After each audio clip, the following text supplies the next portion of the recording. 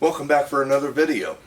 Today we're going to discuss how this inexpensive roll of foam insulation can save you potentially thousands of dollars in your pole barn or metal building before your contractor pours the concrete for you.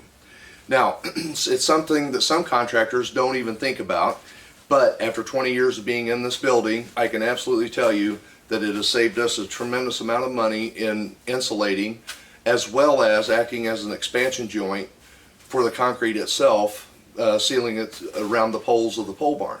Okay? Let's get into this and we'll discuss the rest of this in the video. And thanks for watching. Alright, what we have here, after your building has been stood by your contractor and before they put the concrete down, this is what we're going to do with this foam insulation. This building has been standing for 20 years. So I'm going to show you an example. This is actually the sliding door of our building, but the interior of your wall is going to look the same. These are our purlings all the way up to the rafters, and this is our bottom board. Now along your band board, if you will take this insulation and staple it at concrete grade, so whatever your finished height is, you're going to want to staple this pretty close to the top of your finished floor, all the way throughout the inside of your building, making it as airtight as you possibly can. It will absolutely save you money from air blowing up around in between the band board and the concrete. All right. Also keeps bugs out. It's just a really inexpensive way to make your building better for you. Now also, this serves as an expansion joint. So as the building is heating up or cooling down throughout the day, this stuff is capable of moving to allow your building to expand against your concrete. So if you have this around the pole, because of these, whatever size pole you're having installed, these are 6x6s, this being stapled around the base of it allows that pole to expand to the concrete or contract, versus actually if enough moisture in the ground, it can cause your concrete to crack, because the wood, once it starts expanding, it has to move. All right? Let me show you a better illustration on something I built for us so we can see how we're going to install this. All right. So again, our building has been finished for over 20 years, and so this method is tried and true, and I guarantee it's going to save you. The first thing you're going to need to determine after your building has been stood up is where your finished floor height is going to be in relationship to your band board, which is down on the ground. And actually this is better if you have your graded already finished, because we're going to be installing this foam insulation along the base of this, and we're going to keep this stuff laid just as tight as we can along our band board and come right around the edge of these poles and continue that throughout the building. Like I said, this stuff not only seals the air from coming up and around the band board and into the building, but it also stops the bugs from getting in, and as well as acting as an expansion joint. Because once you get your concrete seated in around these poles, these guys are stuck down in the ground and they're absorbing water constantly, and once they start to expand, typically if you don't have some type of an expansion joint between this and your concrete, it'll split your concrete wherever the corners of these posts is at. And sometimes, in extreme cases, it can honestly go all the way across your floor. So you don't want to have to do that. You don't want to have to rip the floor back up in order to repair all that. This is a simple solution for it. Okay? Now, we need to determine our finished floor height. And if you're pouring your concrete yourself, I have an easy way to do that for you.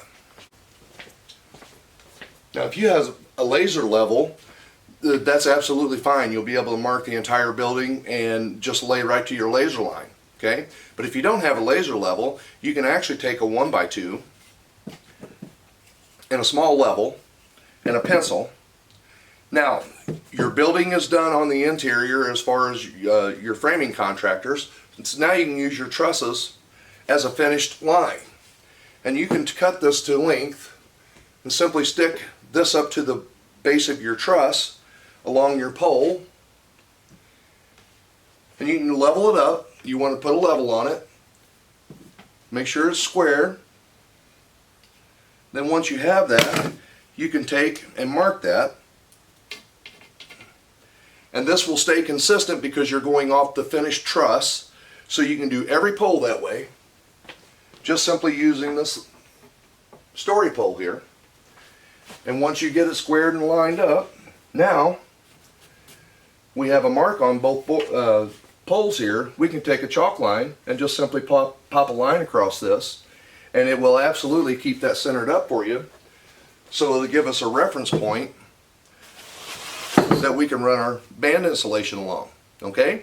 You can also use this, your contractor that's pouring your concrete, if you do a good enough job, he can actually use that as a guideline throughout the building for the top of his floor. So that works real good. This stuff is durable. I mean, it'll hold up, and you get it stapled in there right, and like I said, absolutely level throughout your building. This is going to work great for you. All right, so now we've got our level line on there, and I want to explain one more time how I've actually done this on this 2x here, this 1x2, is I determined my floor height and then simply measured from the truss down to the base of the board, and then I cut that off. Now this becomes my measuring device throughout the building. Because I'm going off of each truss at each pole, this will keep a consistent line throughout the building for you. And again, now if you have a laser level, this is no big deal. But if not, this is just a really simple way, specifically if you're working by yourself, in order to mark throughout the building and you get a working height. Okay? We should be pretty close to our line here. Now this stuff is called seal. So S-I-L-L, S-E-A-L. And again, it's made for band board installation. Typically this stuff would lay underneath 2x4 frame wall before you stand it up.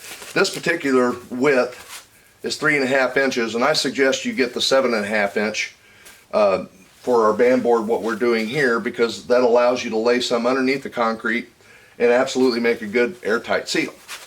But we've got the package opened, and then it's just simply a matter of starting. And again, you're going to want to wrap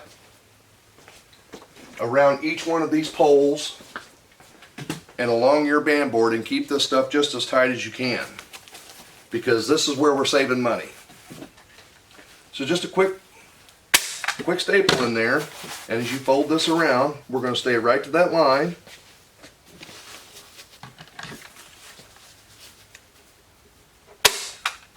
And then we're going to stick right to this pole here. All right?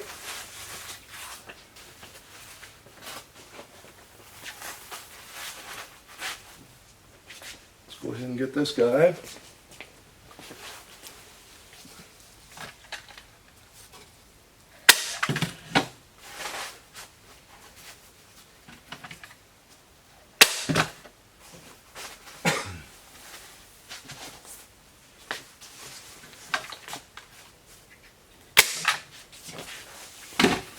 Now this stuff is really good about making up for imperfections in the wood. I have a rounded edge on this pole, so by putting this stuff in there when our concrete cures, because the concrete's actually going to adhere to this stuff just a little bit better, and as it rolls around through there, this is where we get the floor to seal up for the concrete. Okay, that's real easy to do. Now, this stuff is $6 a roll, and it comes in 50-foot rolls. And again, I think the 7.5 inch width was less than $9 a roll for a 50-foot roll. So five rolls around your building, this is probably going to save you $100, $150, $200 a year in heating or cooling. So, I mean, this is simple, inexpensive, and it absolutely makes a better building for you. You can see what we have going on here, and again, as that concrete cures against this, it pushes it tighter and tighter to the band board, so that seals it up from moisture coming up, bugs being able to enter your building, as well as cold air and things like that. And now we've got an expansion joint for the poles, so we don't have them trying to expand in the ground and crack your concrete. So just a really good solution. And again, sometimes the contractors don't even think about this. So I suggest you put it in your building and you're going to love it. All right? I have one more tip for you. Now this is something else, guys, that's absolutely going to save you a lot of heartache. If you picture this being 10 feet from pole to pole, this material, you can absolutely push on that, as I illustrated a while ago, earlier in the video, about being able to push on a wall. What you can do is take a 4-inch screw. Let me make sure you can see that in the camera. Yep.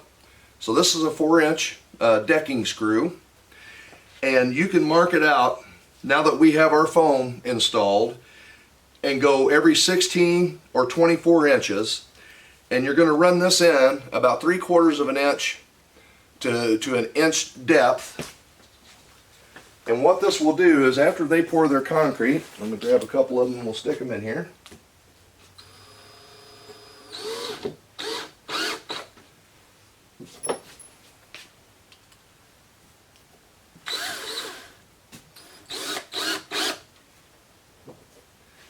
After they pour the concrete for you,